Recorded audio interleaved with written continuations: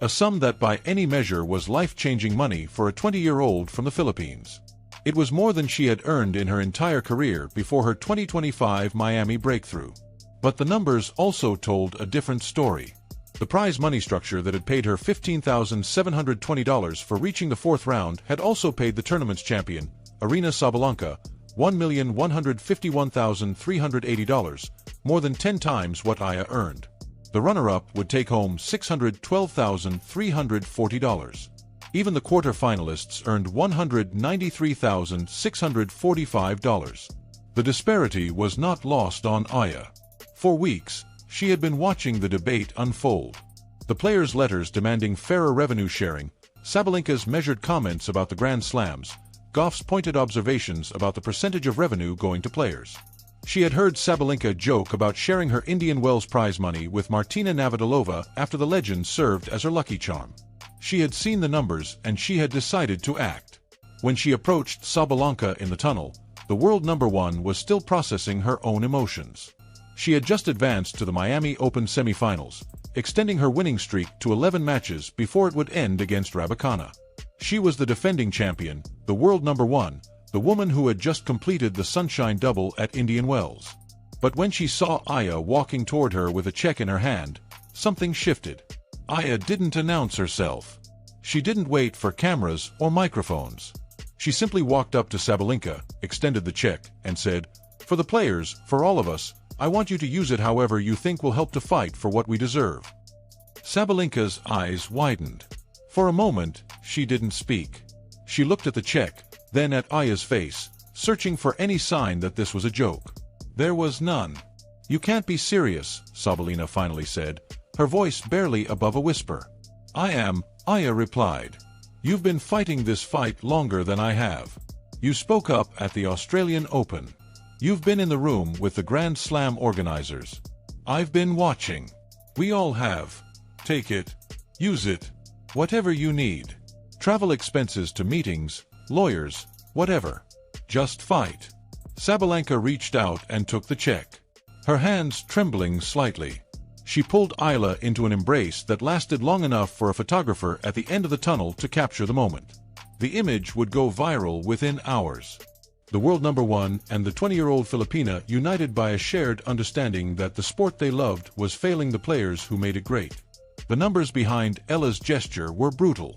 At the Miami Open, a total prize pool of $9,414,725 was distributed across the draw. The champion earned $151,380.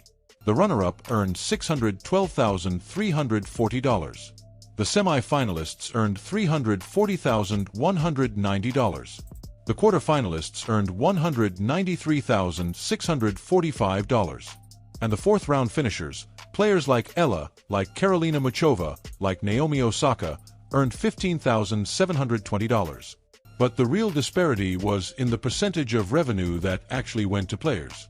At the 2026 Australian Open, the total prize pool had been increased to $111.5 million Australian dollars, 74.9 million US dollars, a 16% jump from the previous year.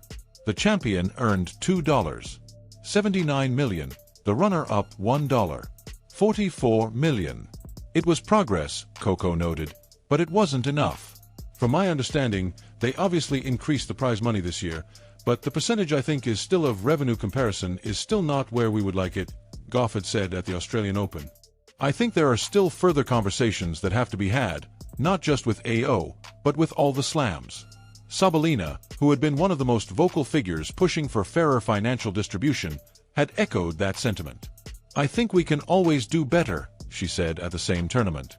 "I think all of the slams are trying to work together with us and come to a conclusion, and I hope one day we'll get to a happy place for everyone." The players had been organizing for months. In March 2025, they sent a formal letter to the organizers of all 4 Grand Slams demanding increased prize money, investment in player benefit programs, including maternity support, and a meaningful seat at the decision-making table. A second letter followed in July.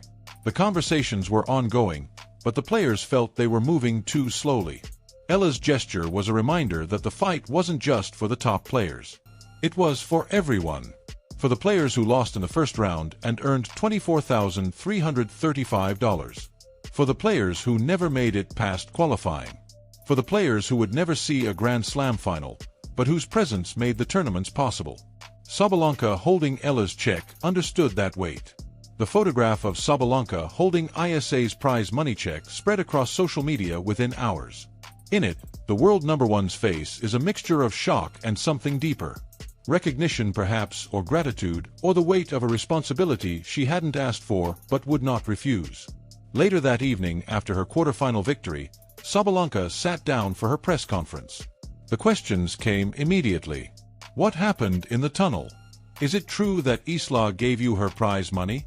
Sabalenka paused. For a long moment, she didn't speak. When she did, her voice was uncharacteristically quiet. It's true, she said. She walked up to me after her match, after she lost, and she handed me her check. She told me to use it to fight for all of us. She paused again, composing herself. I didn't know what to say. I still don't. She worked so hard for that money. She sold out stadiums. She brought so many new fans to this sport and she just gave it away, to me, to this fight. A reporter asked if she would keep the money. Sabalenka's answer was immediate. No, absolutely not. I'm going to use it for what she asked. I'm going to put it toward the players' efforts, the meetings, the legal costs, whatever we need to make sure that the players who make this sport what it is get paid what they deserve. She smiled a little sadly. Alex is 20 years old. She's already thinking about the future of the sport. She's already thinking about the players who come after her. That's something. She paused one more time. She told me she's been watching. She said, I've been fighting this fight longer than she has, but after today, I think we're all going to be fighting together. Through the firestorm that followed, Alex Eala remained silent. She had left Miami shortly after her loss to Muchova, heading home to the Philippines for a brief break before the clay season. Her management team issued a brief statement confirming that the gesture had happened, but offering no further comment. Alex is focused on recovery and preparation for the upcoming clay season. The statement read, she has no comment on matters outside her control. But the silence was a statement in itself. Eala had never asked for the spotlight. She had never demanded special treatment. She had simply played tennis and the crowds had come. Now in the aftermath of a loss that could have been devastating, she had done something that reminded everyone why they had come in the first place. Speaking with Andy Roddick on the Served podcast earlier in the year, Eala had reflected on her sudden rise to fame. It's hard to accept or really see yourself being someone with that much influence, she admitted. Nothing changed much in terms of who I am from 2025 to 2026. It's just that my success kind of skyrocketed, which I'm very thankful for. She had spoken about the gradual build of her popularity, the way the crowds had grown week by week, tournament by tournament. I seriously noticed that it was coming. People were really coming. They were buying tickets. They were taking time out of their day. She said, I saw videos after my match, the lines and the people, and I was really surprised. I think I was a little in denial at first, but every week they just kept coming. She had described her approach to the attention, the expectations, the weight of being a national icon.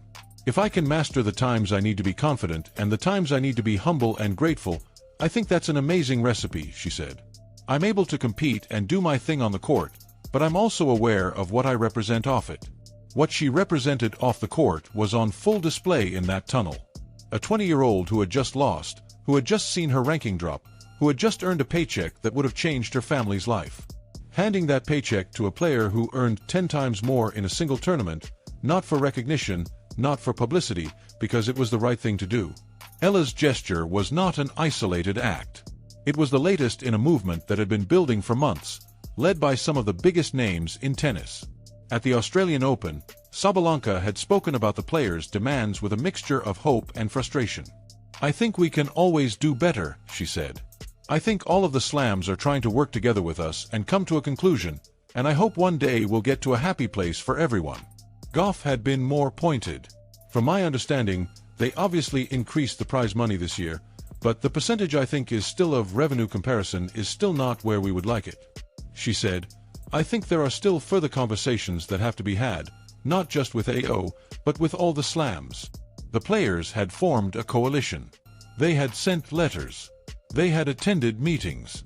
They had pushed for transparency, for a seat at the table, for a fairer share of the revenue their labor generated. Sabalenka's own gesture at Indian Wells, joking about sharing her $1 million prize money with Martina Navratilova, had been playful, but the underlying message was serious. The players were asking, why are we doing this work, generating this revenue, bringing these fans, and seeing so little of it come back to us? Eala's gesture took that question and made it real. She didn't just talk about fairness.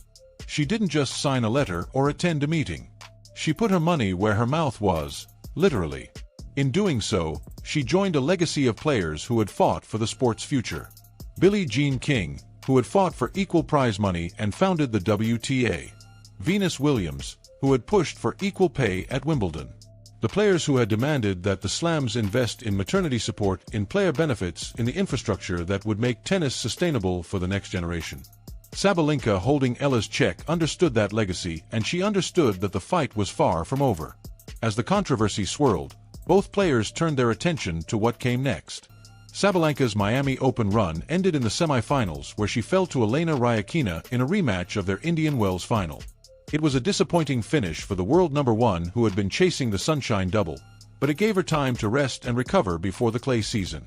She would head to Madrid, then Rome, then Roland Garros, the surface where she had yet to win a title, the one missing piece from her resume.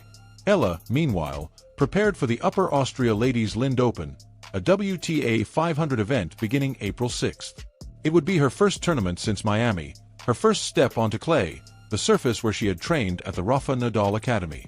She would then head to Madrid, to Rome, to Roland Garros, the tournaments where she hoped to rebuild her ranking, to break the Czech curse, to prove that her Miami run was not a one-time thing. But wherever she went, she would carry the weight of what she had done. The check she had given Sabalenka was more than a gesture. It was a statement. It was a challenge. It was a reminder that the players who make tennis what it is deserve a fair share of what they create. Sabalenka, for her part, made a promise. She would use the money to support the players' efforts, the meetings, the legal costs, the push for a fairer system. She would carry Eala's check into every room where the future of the sport was being decided, and she would never let anyone forget what a 20-year-old from the Philippines had done to remind them what mattered. Alex Eala walked off the court at Hard Rock Stadium after a loss that dropped her from number 29 to number 45 in the rankings. She had earned $15,720 for her run, a sum that would have changed her family's life just a year ago. Instead of keeping it, she handed it to Aryna Sabalenka in the tunnel beneath the stadium. For the players, she said, for all of us fight. Sabalenka, stunned, took the check. She would use it to support the players' push for fairer revenue sharing,